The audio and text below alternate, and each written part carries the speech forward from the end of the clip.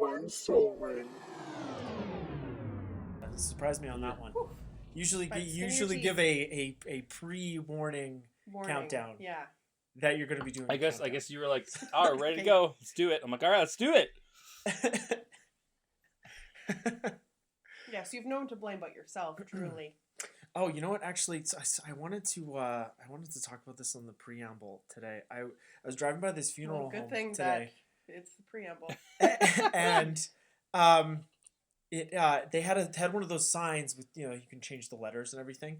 And the sign said in 3 lines. First line was make a wish, second line was take a chance, and the third line was make a change. And it's hard, it's a funeral home, so it's hard not to look at each line of that text and all of it together without thinking about like death, like all this. It's like, make a wish, take a chance, make a change. It's like death, death, death. I just thought that was a strange thing to have on a funeral home sign. It's like they'll do that on a church, right? They do that a lot with churches in our city. That's a church thing. But yeah, I thought that was. I think it's strange to have a funeral home in general, unless it's logistical stuff. But that was, I thought, just a little strange. Take a chance. So couple of thoughts that I have here. One, okay. I think take a chance. Like, I think the sentiment is, like, you're gonna die, Life is so short. Try some stuff. Yeah, try spicy food. But also, that is try spicy food. That's right. Here's looking at you, Grandma Smith. Wow. Oh, you're adventurous. Yeah. Oh boy, you were adventurous. No, those are Kelly Clarkson lyrics. Oh, that's Really? right. I love that song. Make a change. Make a change. That's probably. I think that's what. I think I got it a little bit wrong. Yeah. But like I said, I was driving by. I didn't have a. And I wasn't pulling at my cell phone while driving. I had to remember it, good old fashioned way. Whoa. Yeah. Oof. What a memory. Still weird for a funeral home. Yeah, a little odd, little off brand. I hear that. It would be funny if they put something like death is unavoidable or something like that. Or like just write like death and taxes. That's a good one, I think. Death and taxes. Or like, have you considered smoking? Like, because they need to get more clients. Yeah. Oh wow. Yeah. Well, I don't think they've ever wanted for clients. No, I think that's more fair. than now. Yeah. Yeah. Well, yeah, truly. No, that's fair. Mm-hmm. Death is only That's the fair. beginning. Yeah, and on that note, I think we should start the show. So, welcome, everyone. This is Turn 1 Soul Ring. I'm Kevin. Hey, I'm Eric. And we have our editor and guest host, Ainsley, joining us once again. Hey, guys, make a wish. Hi, Ainsley. Hi, Eric. Hey, buddy. And today on the show, we're going to get to know Slivers a bit better. Their history as an in-game creature type, as well as their story so far. And also a little bit about what they are, just...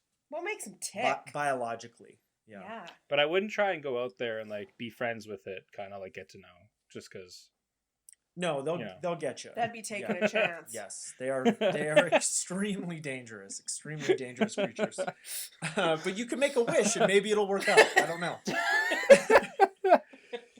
But before we get to any of that, Eric, how can listeners get in touch with us?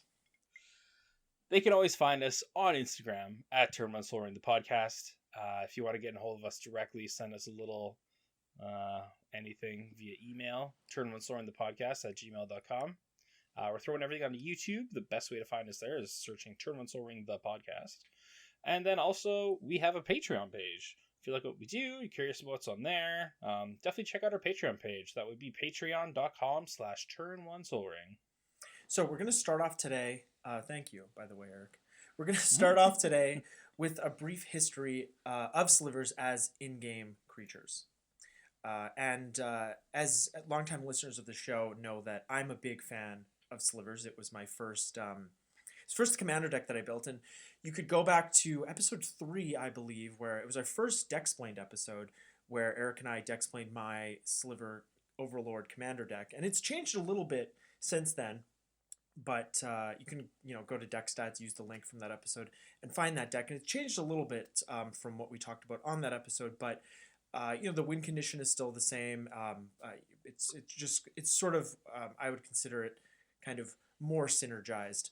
But yes, this is a creature type that is very close to my heart, and something that when I first got into the game, My oldest brother taught me how to play and got me into the game, and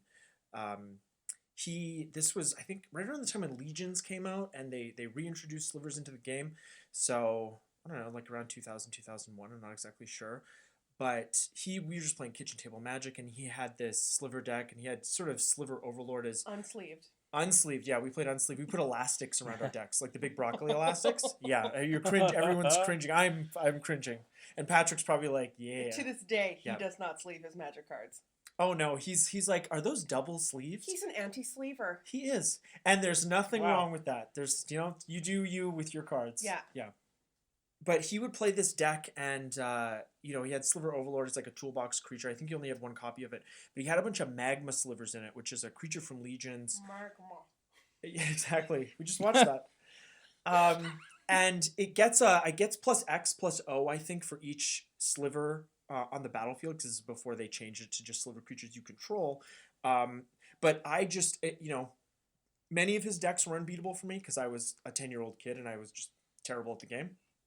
But that deck just seemed so unbeatable. And ever since that time, I've just thought Slivers were the coolest thing and the most unbeatable creature type. Of course, every strategy is beatable, but I just love that deck. It's definitely my first and favorite commander deck. Probably Unesh Sphinxes is a close second. Ooh. Yeah. Anyway, so let's go back to the beginning with Slivers when they were first introduced as a creature type on October 14th, 1997 in Tempest. They were originally designed by Mike Elliott for an unpublished expansion called Astral Ways. Mr. Elliott was inspired by the card Plague Rats from Alpha, and Plague Rats is 2 and a black for a creature rat, and its power and toughness are each equal to the number of Plague Rats in play. So, if your opponents also have Plague Rats, they're all going to get the buff. Cool. Mm-hmm. I wonder if like Astral Ways is kind of like what Theros is. Yeah, maybe. And Right. even though the set never saw print, a number of its mechanics did show up in later sets. And the crux of the set storyline was 2 parallel universes that were separated by an astral doorway. And while trying to close that doorway, the protagonist of the storyline gets sliced into 1,000 slivers. And I don't know if those would have been the titular slivers we're talking about today, but it's very interesting nonetheless. And I wonder, like some celestial being that gets splintered up, so then that's why they still survive. Mm-hmm. Yeah, and they're all different, like different parts of their personality. And I wonder how often this happens, right? Like unpublished sets or storylines that they just recycle later. I'm sure like back then it would be a lot more common than what it is nowadays. Mm-hmm. Yeah, it is a lot more, what's the word? In a gallery where you... Anyways, Display hang art. on the wall. Display. I like your art. so since curate, the sets are much more curated. Yeah, Curated. Yes. Gotcha. Yeah, Curated. putting up art. Yeah. Like choosing and putting it in up. a gallery. Pretty much. Yeah, no, you nailed it. You're right. So, since Tempest, Slivers have been featured in Stronghold, Legions, Scourge, Time Spiral, Planar Chaos, Future Sight, Magic 2014 and 2015, and most recently, Modern Horizons. That's a lot of sets. That is many sets. Mm-hmm. And with Modern Horizons 2 coming out this upcoming summer 2021, Enemy Fetchland reprint, we may see even more Slivers printed, but that's, of course, not confirmed yet. And maybe they'll choose like a different archetype to like focus on. Yeah, well, they just did Pirates and Commander Legends. I mean, not that that's like modern legal, but some modern archetype that maybe is similar to Slivers in that it's rarely been a tier 1. I think back in like Tempest Standard, it was a tier 1 deck, but since then they haven't really had tier 1 status certainly not in Modern. But yeah, some other creature type that just needs a little bit more of a push. Not that Modern Horizons made Slivers a tier 1 archetype, but it did introduce a lot of very cool Slivers. Yeah, just some more pieces. Mm-hmm. Mm-hmm. Yeah, because what do we have? We have like humans, we have merfolk, those are reasonable decks. Yeah. The elves. Elf. Yeah, that's a good one. Is zombies a deck? Not really. No, because Gravecrawler is a big modern card, isn't it? Like, what deck is that in? It's not in a deck right now. I mean, like, there's lower tiers that would probably play it, like Mono Black Devotion running like Gary and Like Phyrexian Obliterator. the Phyrexian Obliterator. Yeah. Yeah. It's like if you're going black, like Phyrexian Obliterator is just such a good card. Oh my goodness, it's terrible to play against. Yeah. Like we said, they've rarely been tier 1, but they have always had a competitive edge in any format where they have seen a fair bit of play. And to date, there have been 109 Sliver cards printed, and they're pretty evenly distributed among the 5 colors. Interestingly, though, I thought this was interesting. The color that has the most Sliver cards printed is red, and I just thought it was interesting because when I think of Slivers, I don't think of red. I think I more think of like the Sultai colors, but that's probably coming from that's black, green, and blue. That's what I pictured. Yeah, and it's probably from a commander perspective. There are integral red and less so white cards, white and red Sliver cards in the commander deck that I pilot. But overall, it's like and really green more than anything, just for the access to all the mana that you need. But anyways, I just thought that was it's a little bit skewed towards red, but overall it's pretty evenly matched. They've maintained a pretty good continuity over this past almost 30 years. I think it's green for me from I think it's like M15 when it had that like creature that all your Slivers get +1/+1 that you control. Oh yeah, which was like a functional reprint of Muscle Sliver from Tempest. And then they did that was also. And then they reprinted that, I think, in Planar Chaos, maybe, but in white with, I don't even remember what that was called. Maybe like Sinew Sliver, which is just like another kind of like Something like that. Word for muscle. But yeah, it was just like 1 in a white, all Slivers. The nice thing about the I think it might be Predator Sliver, something like that. But I think so. Predator or Predatory. Yeah, I think from the core set is with that new era of slivers that started in M14. It's only Sliver creatures that you control. Before that, it was all Slivers. So in a mirror match, you could manipulate the board, and it is kind of fun in a commander pod when 2 people are playing Slivers because you can kind of shut somebody down by playing like Dormant Sliver, which gives all Slivers Defender and. Like that's I've definitely done that when I've been on the not doing well in a pod with Slivers. It doesn't happen. It doesn't happen all that often for such a seemingly powerful creature type, especially in Commander, like a very powerful 5-color commander. And it doesn't just have to be Sliver Overlord. The other commanders are definitely viable options. You really don't see it that much, and I don't know if it's a 5-color thing, like the price of the mana base, or if it's that Slivers maybe get unduly threat assessed as being baddies, just being more threatening than they may be, right? But I mean, threat assessment is something that we could do an entire episode about.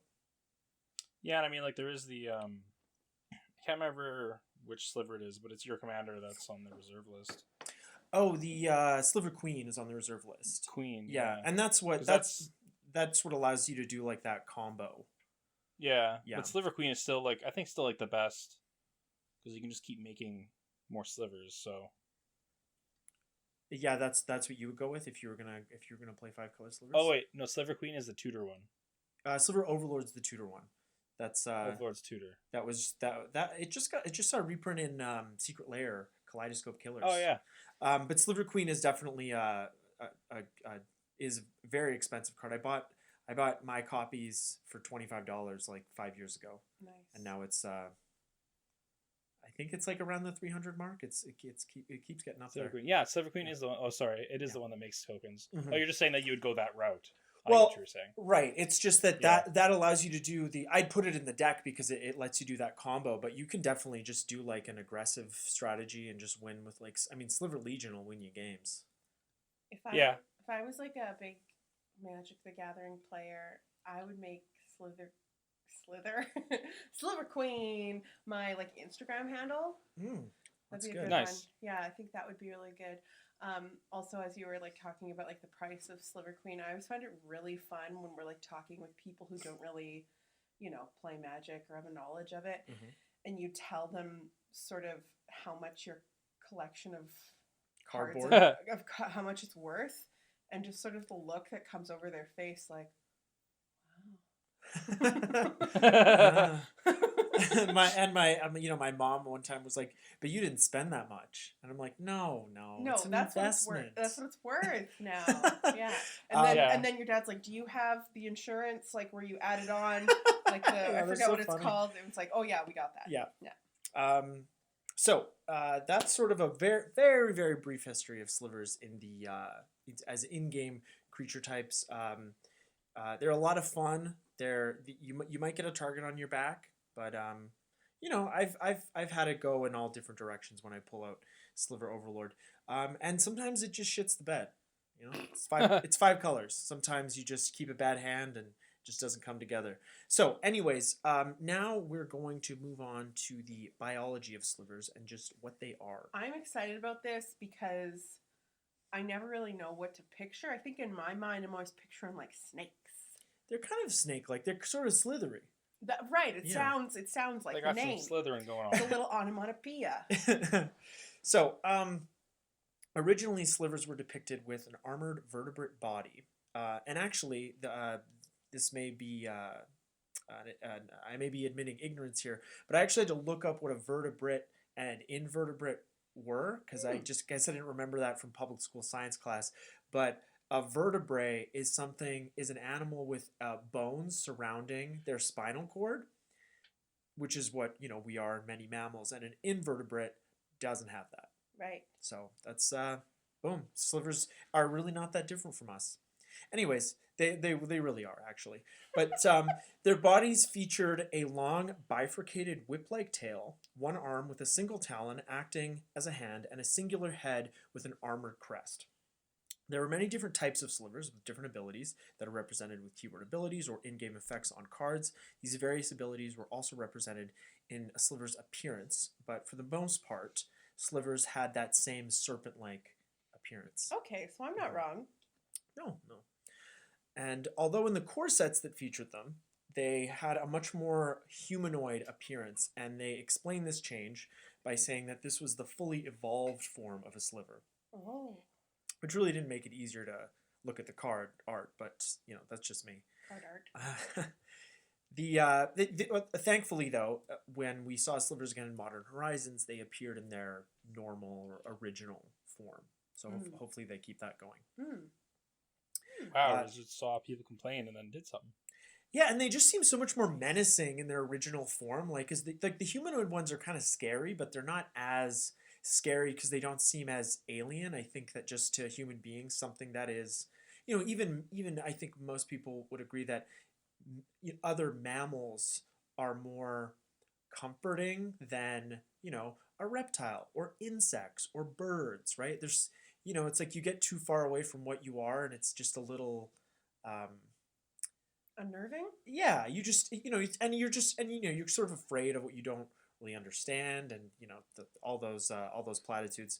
Birds are terrifying. Birds are a little scary. I'm so scared Yeah. of birds. Anything smaller than a duckling, like duckling and smaller, is fine.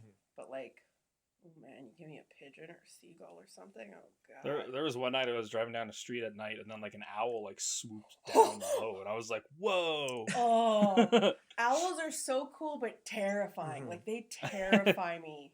Oh wow. The head turn, and they can stare into almost your soul. Yeah, they do have piercing eyes. I think they're a very pretty bird. They're beautiful, but birds are a little like, I don't know. I'm a little trepidatious about birds, a little bit. I mean, I know I could just like cold cock a bird if I needed to, but I don't want to. That's what you always say. Like if I'm scared of geese getting us in the park or something, you're like, just punch it in the face, or grab a goose next. Like you might get stung. You might get a broken finger, but like a goose, are you kidding me? Grab it by the neck and like throw it around like Jason with those campers when they were in the sleeping bags. Or is it a goose can like break your arm? Geese are scary. Your arm? Yeah. With what? It's wing. Oh. Them wings are strong. Them wings. Okay. Them wings are strong. Just Canadian geese. Too. Yes. It's the Canadian Canadian For geese. all of our non-Canadian listeners, Canadian geese are terrifying. I mean, I would be more afraid. I think it's in Australia that they have. Are they magpies that swoop down and actually will like make contact with you? Yeah, that would be. They're the ones that make that weird sound. Yeah, that'd be scary. Yeah. No thanks. But I don't think. Anyways, with Slivers, we have enough humanoid things already. Yeah. We don't need more human-looking things. No, it's like we make some definitely cool don't. creatures. Yeah. So the Slivers also shared a hive mind, which was what allowed them to share their abilities with nearby Slivers. So it was the hive mind is the really essential part of it, but also proximity. So if you have a flying Sliver and you have a mana producing Sliver, if they're close enough together, they both have that ability. They share that ability. But if if they move too far apart, they lose each other's ability. So it's kind of cool that way. I sort of like that about them in the backstory of the game. Obviously, with cards, if they're both on the battlefield, they're sharing the abilities, so they're close enough together. But anyways, going back to the hive mind, it was controlled by a prime Sliver, and that is what we refer to as the Sliver Queen. And that's she would do the queen wave with her claws. That's what I'm doing right now. And she has a couple of claws actually. She has two instead of the usual one. Oh, she can do the double queen wave. Get her some nice white gloves. Yeah. No thumb holes required. No. It would just be tube socks. Well, you'd see the little. It's funny when it's a glove but it's just the fingers aren't full and then they're flapping. I think that's more disarming. We really don't know too much about the origin of the Sliver Queen, but we do know that she thought of her children, she thought of her Slivers as her children, and like I already mentioned, she could control them. I mean, you don't want to be controlling your children. Just saying. Unless it's like a hive mind. Yeah. Then I think you do. But even then, I wouldn't want to do that. Well, I think have their own free will. I think they're more. I don't. The Sliver. That's interesting because I think the Sliver. That's what a hive mind is. I think the Sliver Queen is probably closer to sentience than the rest of the Slivers, but I don't know if she's quite there. I think she's still sort of primal and less. I know she's not doing her taxes. You know what I mean? She's gonna get got then. She's gonna get audited for yeah. sure. Oh yeah. So now that we have an understanding of what Slivers are, in case you guys were gonna ask about their reproduction, I think she kind of just like dumps out eggs or dumps out little baby Slivers and like gives birth, but I really don't know exactly how that works. I couldn't find anything about that. Like if they're in eggs, like there's the land Sliver Hive and there's little baby Slivers. You have the first Sliver and it looks like there's little Slivers coming off of that Sliver, but that's a different sort of prime Sliver on a different plane, which is we'll get to that. But anyways, I don't know. I imagine looked. It's eggs. I feel like if it's sort of like insecty, reptile-y, snaky, it's probably eggs. Probably. We should definitely message WotC and get them to clear this up. Yeah, like give us a card. Hey, I have a question. Hey, where do Sliver babies come from? Like Sliver, give us a Sliver egg. Give us like a double-sided card. When a Sliver mama loves a Sliver daddy. So we're gonna move on to the history of Slivers so far. This is my favorite part. So the story begins on an as yet unidentified plane. And we know all about that on this podcast. All about unidentified planes, unnamed planes. It's just like, just do that. They just, God forbid we come up with a name for this, Anyways. Later. Anyways, the character of Volrath visited this unknown plane and discovered the Slivers. We'll find out more about Volrath in our upcoming Wrath and Storm series, but at the moment we'll just say that he was a shapeshifter, and because of this, he took an immediate interest in the Slivers. And I think that was kind of because being a shapeshifter, his abilities sort of matched the Slivers in a way, like their ability to meld into something greater than the sum of their parts was sort of similar to his ability to turn into other things.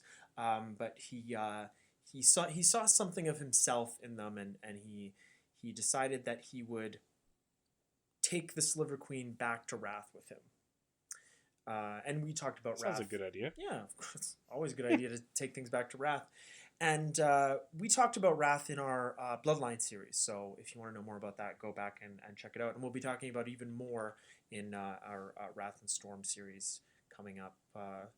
Well, not terribly soon. In 2021. It's going to be in 2021. That's nice and broad. So once there, the Sliver Queen continued to produce offspring, and Volrath took those baby slivers away from her so that he could study them. Mean. Yeah. And also as a way to kind of like, hey, Sliver Queen, you better behave because I got your babies. There was also a little bit of that too. Volrath is a piece of shit. I don't like him. Yeah. Well, we're gonna find you're gonna like him even less when we get to Wrath and Storm. Can't wait. So, while studying the slivers, Volrath apparently genetically modified them, but it's unknown how he did or what effect it had on them. It's just another one of those MTG unknown things, and we may never know, and that's what really keeps me up at night. So, Volrath was able to create his own artificial slivers, but they had no innate abilities to share with the Hive, and the Hive wasn't able to share their abilities with them, and the card Metallic Sliver is a representation of this. Even though that card, having no innate abilities of its own, is a sliver, and in-game can get the abilities. Exactly, yeah, you can get pretty big. So, they weren't completely useless, though, these metallic slivers. Volrath used them to spy on the Hive. Beehive. Good one. Good. I don't know what I always make Austin Powers references. It's never too late for an Austin Powers reference. That's what I always say. This is an Austin Powers friendly podcast. It was just embedded in my psyche. Me too. Yeah, that was a very formative years. Yeah, it was like what is that like 90? It was like the late 90s, early 2000s. That trilogy came out. So I think like 96. The first one came out. Yeah, I remember watching the second one. It had just come out on like new release, and we rented it. It was like when Blu-ray was new. I remember the first. No, it was when DVDs were new. DVDs were new. Yeah, I was like Blu-ray. Woo. Woo. Yeah, no. I watched the second one at a slumber party with some friends. Behave. Yeah. So, Volrath wanted to keep tabs on the Sliver Queen and what she was getting up to. Didn't want her escaping. But while all that was going on, Volrath inadvertently transported the Sliver Queen and all of the rest of the slivers on Wrath to Urborg during the Wrathy Overlay, which again is something we talked about in our Bloodline series. And Urborg was a large tropical and particularly marshy island on Dominaria. The island also housed an active volcano, and unfortunately, when the slivers were transported to Urborg, they materialized in the heart of that volcano, and most of them were killed, including the queen.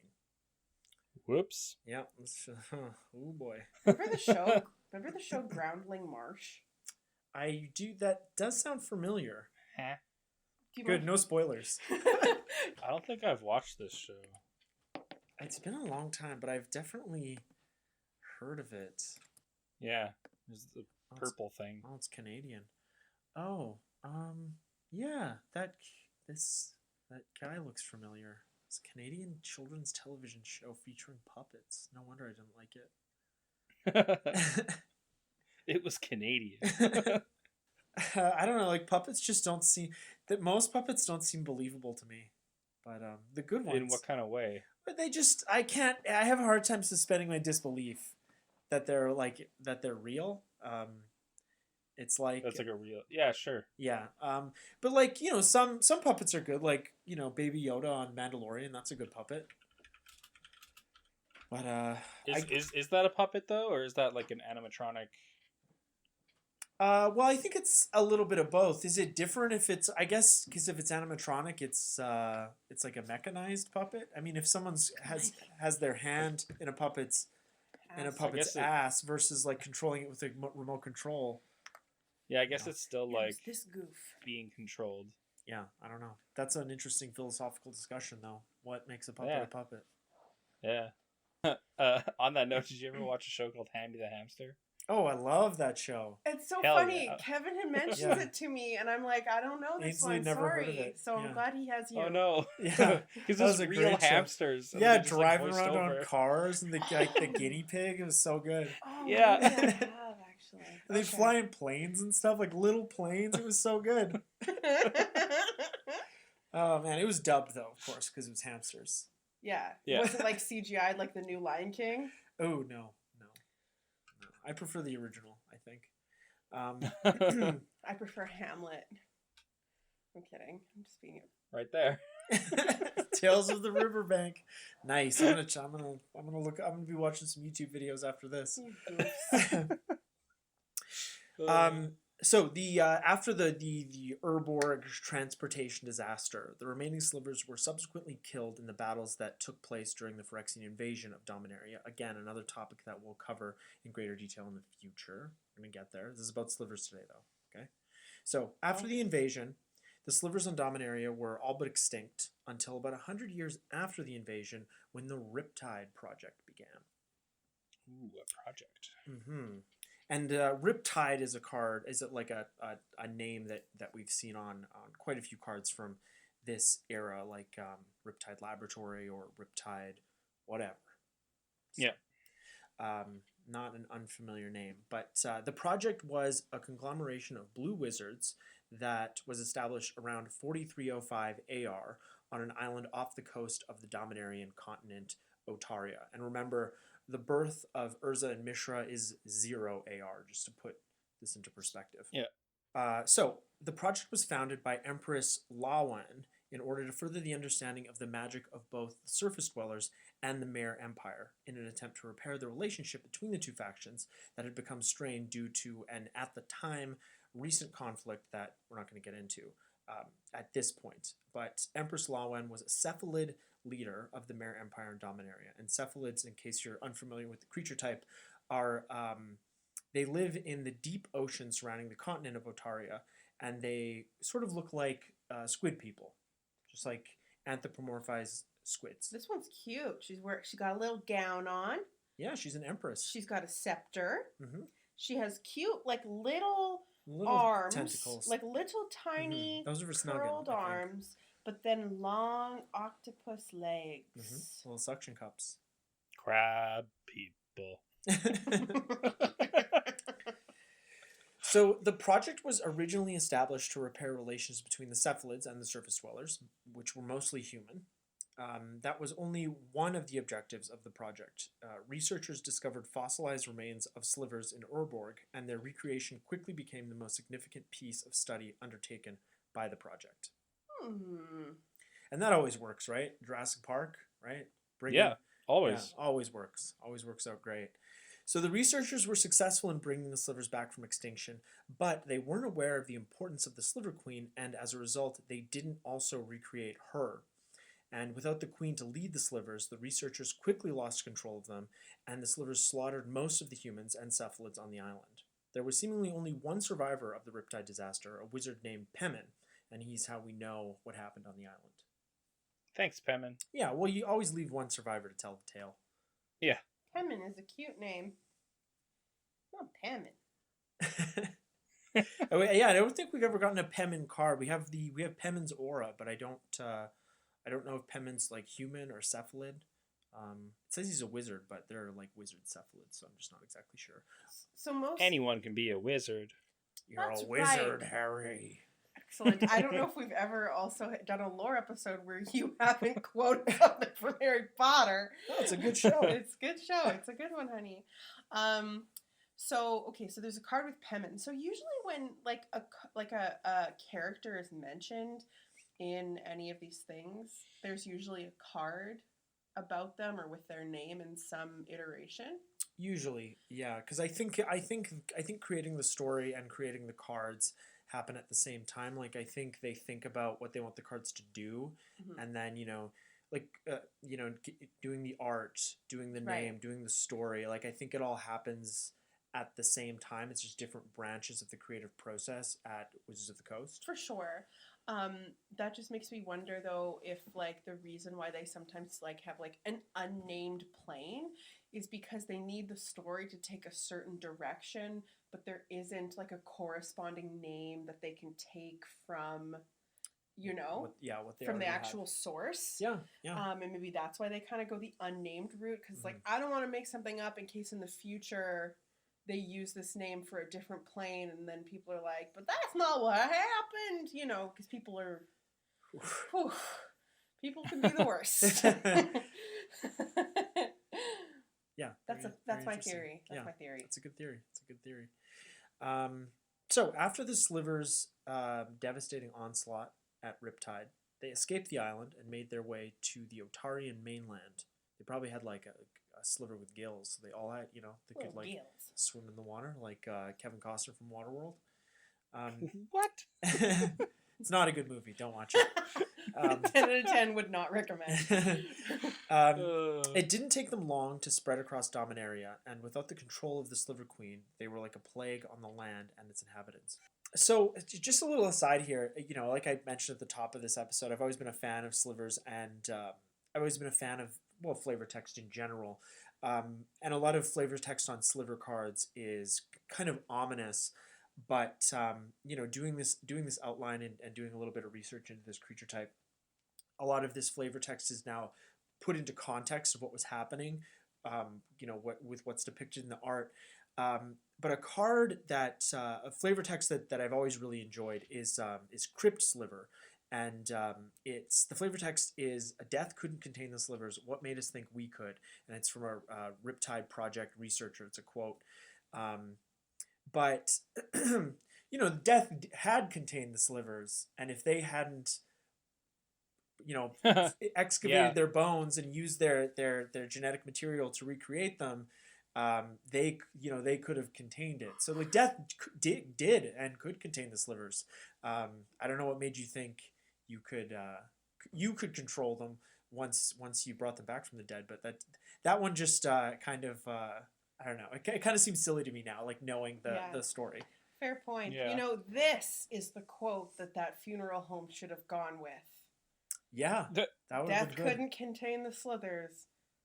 What made us think we could? And that would have been a much better thing to talk about on preamble.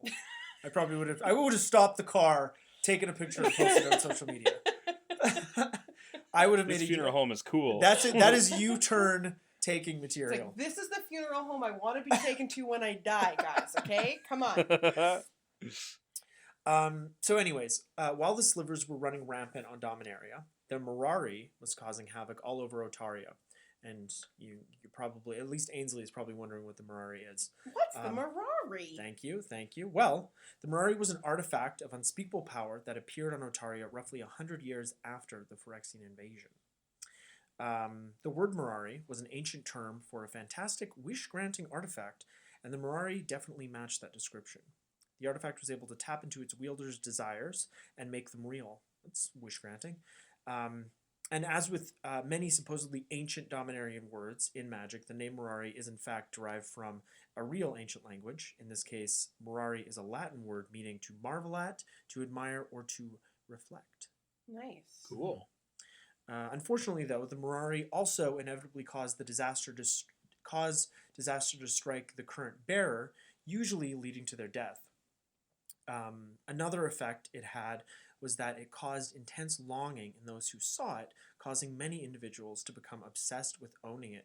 It also kind of reminds me of the Wizard's Glass from the Dark Tower series, if any listeners know what I'm talking about. You can see, I can't remember, what did it didn't grant wishes, but it sort of lets you see the future in some cases, and that's a recipe for disaster, right? Like the mirror of Erised? Erised. Yeah, you see the future and then you long for it, or in some cases you see the future and you try to avoid it, which causes the future, like Anakin and Star Wars. So in addition to all that, the Mirari accelerated the recreated Sliver's growth due to the vast amounts of mana that it caused the surrounding lands to produce, which is also depicted in Mirari's Wake, the enchantment. You okay? Yeah, it just feels good to sit on my hand. Oh, okay. I just thought you were like, I had to pee again or something. No, I would raise my hand if I had to pee. Oh, good. It also drew the Slivers back to mainland Otaria, because they confused the Mirari's call for that of their dead queen, and That's interesting. yeah, and I was thinking about this because the Mirari grants it creates longing, and Yeah. it also creates it also grants the bearer what it desires, and even though the Slivers were never the bearer of it, and they hadn't even seen it, I wonder if the Mirari like knew what they wanted and actually did recreate the Sliver Queen's call, like I want in a my way. mommy. Yeah, I don't know. That's just sort of a thought that I had. That's a really good theory, and you're probably not wrong. We should. Yeah, That's another thing we need to email Wizards of the Coast about. I'm making a list. I got a list of things we need to inquire about. Perfect. So there happened to be a war going on in Otaria during this time that was somewhat caused by the Mirari. The Slivers were drawn toward that conflict due to the Mirari's power, and they were mostly killed in the magical explosion that created the character Corona with a K. Whoa. I didn't know they were created by a magical explosion. Oh, yeah. I think all the good avatars are.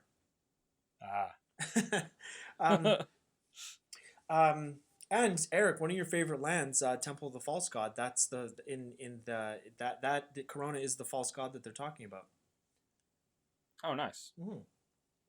So, I don't like that land. I know. I'm kidding. I like the bounce lands. I know.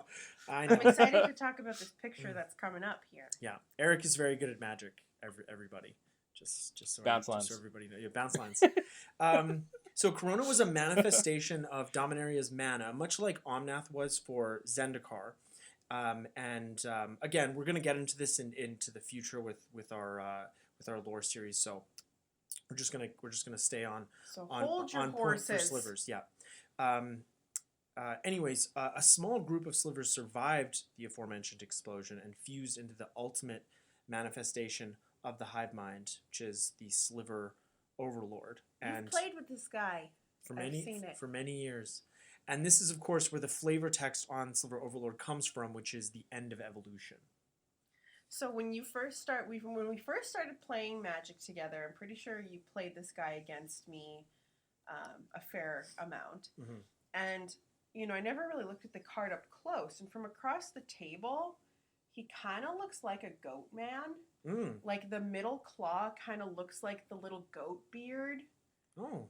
Oh. Okay. Interesting. And I think I always kind of saw a goat figure. Huh. From across the table. Yeah, it's like the old lady and young lady picture, right? Yes. But this is like a goat man and then a sliver with 4 heads and 3 claws, right? It's like it depends how you look at it. Oh, that's 4 heads. Yeah. Yeah. I saw here, scroll up a little, those are like the eyes. And that's the snout. I see. Yeah, I see it. Neato. I wonder how just because an explosion happened, they were all of a sudden were hey, we can fuse together. Well, I think it was a result of the magic of the explosion and also the massive amounts of mana that the Mirari had caused the land to produce, and just it was just the perfect storm, and then you get an amazing mutant goat man. creature. Yeah, goat man. So the Overlord acted as a kind of stand-in for the Sliver Queen, and for a time it was able to control the Slivers that still lived on Dominaria. But at some point it must have died or stopped controlling the Slivers as they eventually began to run rampant across the plane once more. And one of, I think that the ability on Sliver Overlord, the card that is much more prevalent in everyone's mind, is the tutor ability, but there is that second ability that lets you gain control of a sliver. So it's this is also very, very flavorful. But the Sliver Overlord, it's like you have to pay mana to do that, whereas the Sliver Queen just does that out of the goodness of her heart. Yeah, I don't know if it's I don't think a hive mind is either good or bad. I think it's just the way they evolved. It just is. Yeah. Just hive things. Just hard things. Hey, no matter where you are, day you is, right? That's right. So there are accounts of other non-sliver beings that took some control over the creatures after this time period so that they didn't consume the entire plane. And like Lord Windgrace is one of them. But they still exist on Dominaria to this day, and they haven't destroyed the plane. They've become a part of the ecosystem essentially.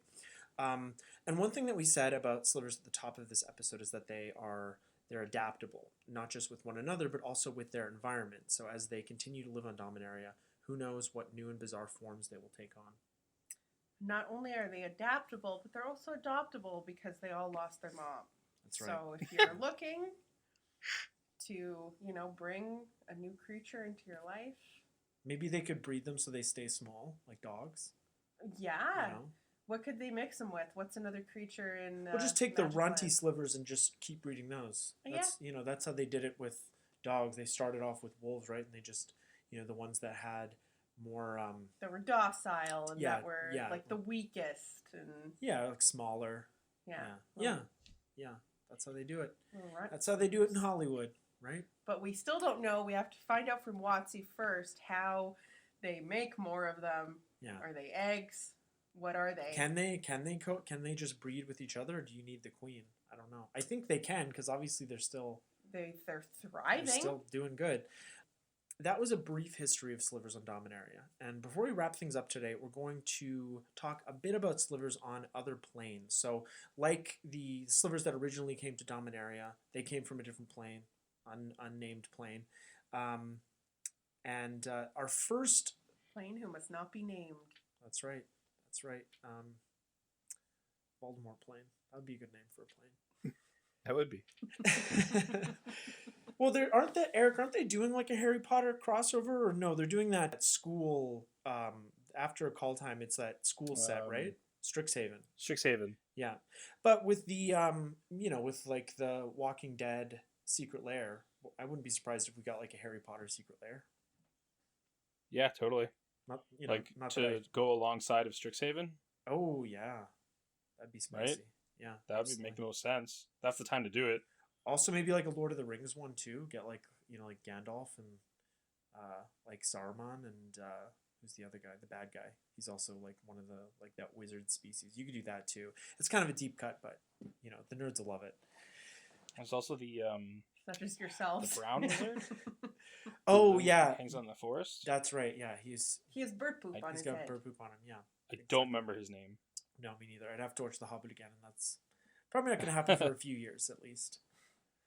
So, our first stop here after Dominaria is Chandalar. And it's too bad Riley's not on this episode because he could probably tell us a lot about that. He plays an old-timey video game called Chandalar. Hi, Riley. Very old. So on the shores of the eastern sea of Chandalar, an evolved race of slivers inhabits the Skep, which is a large hive. These slivers have gleaming gem-like eyes and hair, but it's more like the squirming tentacles of a jellyfish or polyp. Cool. So I think if you cut it, they'd don't cut my hair. Like it would be an ouch. It'd be an ouchie. Yeah. So it's alive. Yeah. Many of the slivers still have a bestial appearance, but a few can generously be considered humanoid, like the Modern Horizons, or not. Sorry, I shouldn't sully Modern Horizons like that. The Corset slivers. Yeah. All are covered with chitinous plates. Is it chitinous? I think it's chitinous. All are covered with chitinous plates that glisten and slide about like oiled pieces of machinery. It kind of sounds Phyrexian. And the creatures use a chittered form of speech. These would be similar to the slivers that we saw in the Corsets, of course. The slivers on Chandalar are divided between the human size, less brood, with tails and singular claws, and primes, which are bipedal and humanoid. So they have a class system. One sliver, the Hive Lord, rules over all slivers of the Hive, and the Hive Lord is around 20 times the size of a human. So on Chandalar, the Hive Lord is like the Sliver Queen, or is like the Sliver Overlord. You did pronounce chitinous correctly, by the way. Nice. Okay. Good. Nice. Cha-ching. There's also that like Megantic sliver, the gives other slivers +3/+3. It's That- like giant. yeah. It's like a It's like He's bigger. bigger It's than like big, It's like gigantic? bigger than a tree. Like yeah. mega gigantic the is art- gigantic. Megantic. Yeah. yeah. It's like megagantic. I'm Mega-gigantic. megagantic. So this the slivers just they need one of those big slivers calling the shots. That's no matter Big no Daddy matter Sliver. no matter where you are, you need a big Big sliver. Daddy Sliver. Or Big Mama Sliver. That's or right. Big They Sliver. That's nice. Yeah. Big Parent Sliver. Whoever you are. Yeah.